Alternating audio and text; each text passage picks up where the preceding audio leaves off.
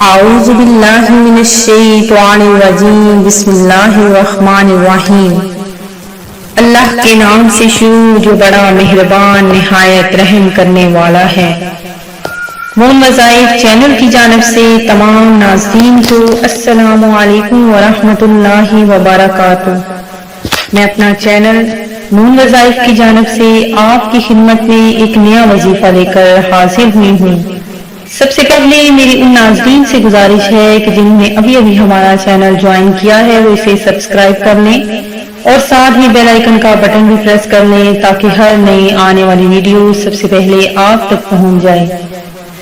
ناظرین، آج کی اس ویڈیو میں ہم آپ کے لیے جمعے کے دن کا خاص وظیفہ لے کر حاضر ہوئے ہیں۔ ناظرین، جمعہ المبارک بہت ہی بابرکت اور رحمتوں والا دن ہوتا ہے۔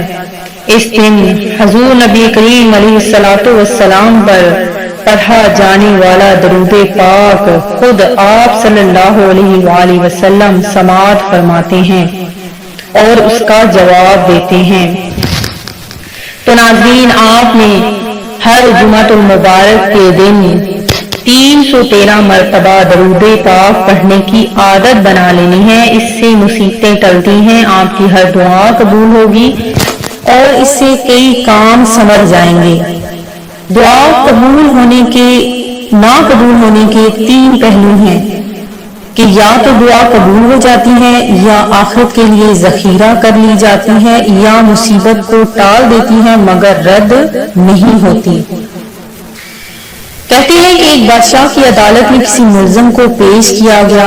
بادشاہ نے مقدمہ سننے کے بعد اشارہ کیا کہ اسے قتل کر دیا جائے۔ بادشاہ کے حکم پر پیادے اسے قتل گاہ کی طرف لے چلے تو اس نے بادشاہ کو برا بلا کہنا شروع کر دیا۔ کسی شخص کے لیے بڑی سے بڑی سزا یہی ہو سکتی ہے کہ اسے قتل کر دیا جائے، اور چونکہ اس شخص کو یہ سزا سنائی جا چکی تھی اس لیے اس کے دل سے یہ خوف دور ہو گیا تھا کہ بادشاہ ناراض ہو کر در پر آزار ہوگا۔ بادشاہ نے یہ دیکھا کہ قیدی کچھ کہہ رہا ہے تو اس نے اپنے وزیر سے پوچھا، یہ کیا کہہ رہا ہے؟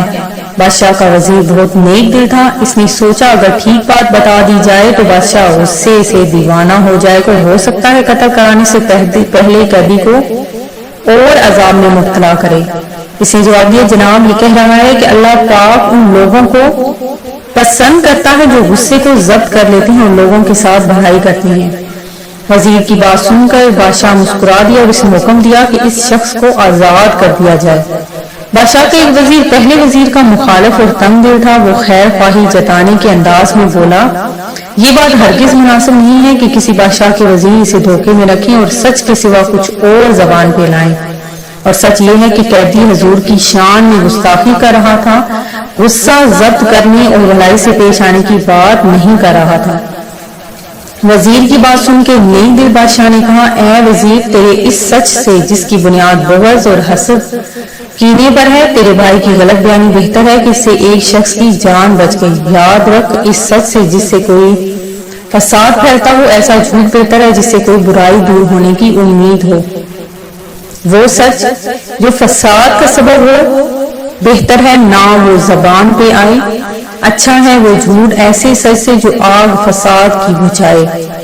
ناظرین، ہمیشہ سچ کا دامن ہاتھ سے نہ جانے دیں، ہمیشہ سچ بولیں چاہے تو آپ کی اس میں جان بھی چلی جائے، کیونکہ جھوٹ کے پاؤں نہیں ہوتے، اور اگر کسی کی جان در پہ آ جائے تو اس کے لیے جھوٹ بول دینے سے کوئی حرج نہیں۔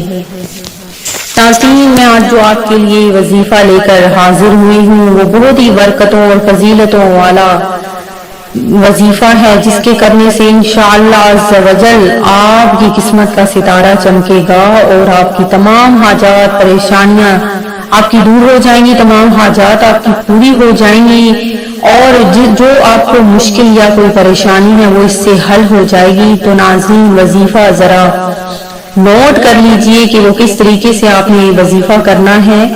قرآن پاک کی سورہ رحمان کی یہ آیت نمبر 27 ہے، اس کو آپ نے 111 مرتبہ پڑھنا ہے، اور اول و آخر آپ نے 11 مرتبہ درود پاک پڑھنا ہے، اور اس آیت کو آپ نے 111 مرتبہ پڑھنا ہے. آیت نمبر ہے 27 سورہ رحمان.